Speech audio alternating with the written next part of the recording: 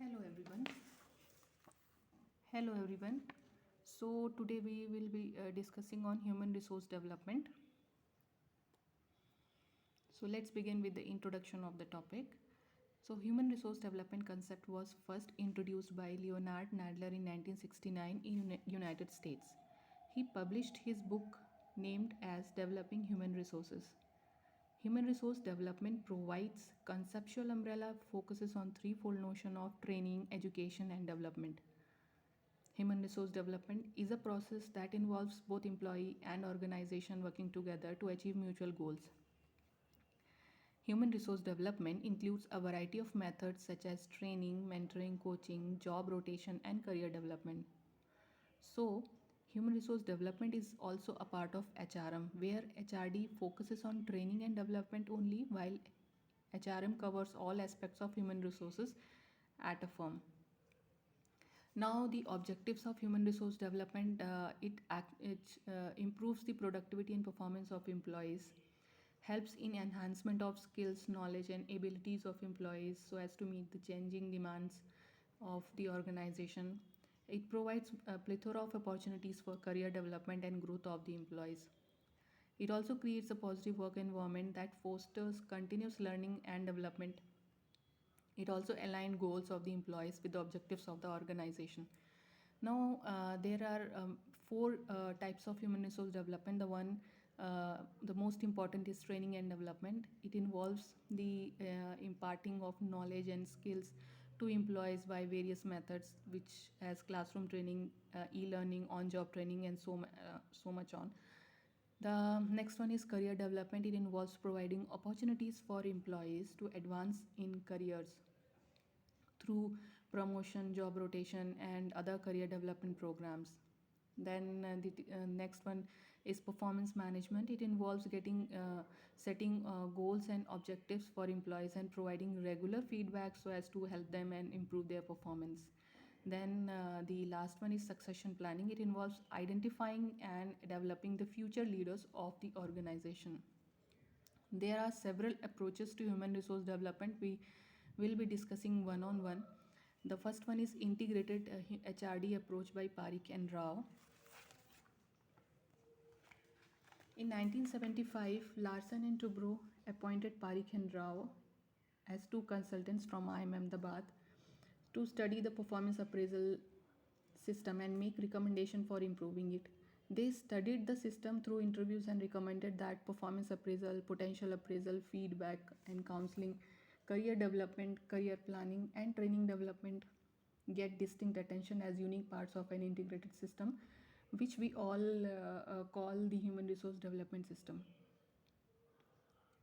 In some integrated HRD system approach of Parikh and Rao has following elements. The one is a separate and differentiated HRD department with full-time HRD staff, 6 HRD subsystems including organizational development, interlinkages between the various subsystems, designed with 14 principles in mind and linked to other subsystems of human resource function.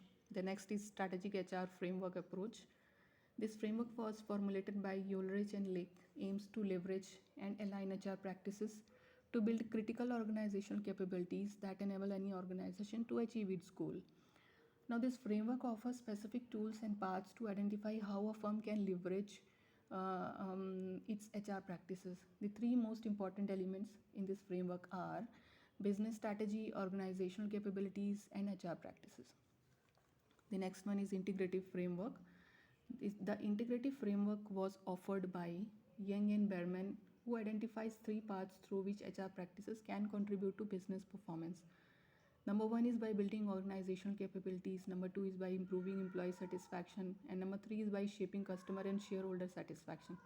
The next one is human capital appraisal approach. This approach was outlined by Friedman in 1998 based on the belief that there are 5 stages in the management of human capital. The one is clarification stage, assessment stage, design stage, implementation stage, and monitoring stage.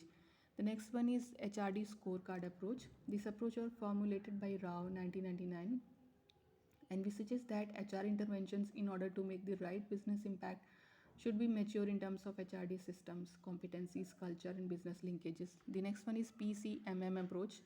The full form of PCMM is the People Capability Maturity Model, which aims at providing guidance on how to improve the ability of software organizations to attract, develop, motivate, organize, and retain the talent needed to steadily improve their software development capability.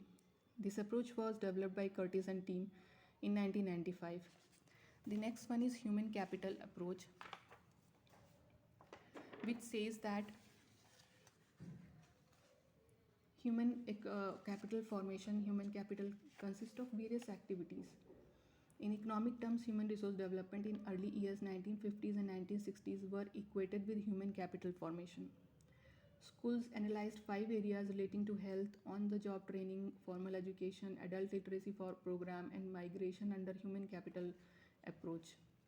The next one is social psychological approach.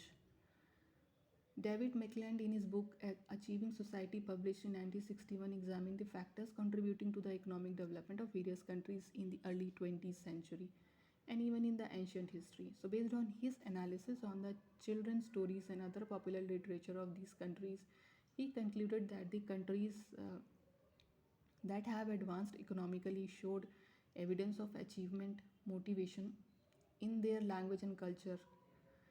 In their language and culture, his analysis suggests that the degree of challenges offered by the environment, child rearing practices in the family, interaction patterns of parents with their children, interacting factors associated with religion and social class and core religious and social values all influence achievement motivation, which in turn influence economic development. The next one is poverty elevation approach. This approach is to human development is poverty is to human development is poverty elevation as a key focus of World Development Report of 1980. The next one is Queen Bee approach. In this approach, one particular individual utilizes all available resources for his own development. The next one is Brahmanic approach, where all resources are primarily used up for developing an elite group or sections of the organization. Then next is inputs approach. It regards HRT as a mathematical equation of an assigned input and corresponding output in a mechanistic manner. Then the next is automation approach. It believes that human resource development efforts can be oversimplified and rationalized with creative ability to work with computers and modern technology. The next one is motivational approach. It regards human resource development as a means of motivation to all the employees for greater productivity and efficiency. Then the next one is creative approach. It insists on creativity and innovations as the main focus of HRD efforts. Then we'll be discussing on HRD metrics one by one. As given by Parikh in 1991, HRD is a continuous process and it encompasses many human units and systems. The HRD matrix shows the interrelationships between HRD instruments, HRD process, HRD outcomes, and organizational effectiveness. 6 units or targets which are part of human resources are individual employee,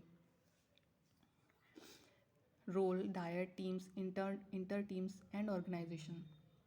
So, the first one, individual employee. There are three important processes relevant to the development of persons or individuals in organization. The one is self-management, number two is competence building, and number three is advancement.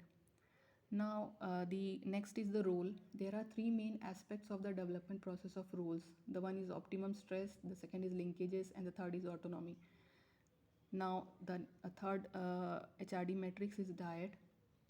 The dyadic unit defined in terms of employee and his supervisor is the basic building block in an organizational structure. The stronger the diets are, the stronger the organization will be. The focus of development of diets in an organization would involve developing the following three processes. Number one is trust, number two is mutuality, and the three is communication. Next HRD matrix is teams. There are two primary areas on which HRD efforts must focus. The first one is cohesion and the second one is resource utilization. The next HRD matrix is inter-teams. The main emphasis of inter-teams is to develop cooperation amongst various groups in the organization so that they are able to work effectively towards the common objective. The next HRD matrix is organization. So as far as the organization is concerned, the following three processes deserves attention of HRD. The one is growth, impact, second one is impact, and the third is self-renewal. Now we'll be discussing on functions of HRD. The first one is assessment of training needs. This involves identifying the skills and knowledge gaps of employees and designing training programs so as to address them effectively. The second one is design and delivery of training programs. This involves the developing and delivering the training programs effectively so as to align the outcomes and meet the needs of the employees and the organization. The third one is evaluation of training program. This involves measuring the effectiveness of the training program in terms of improving the skills, knowledge, and abilities of the employees.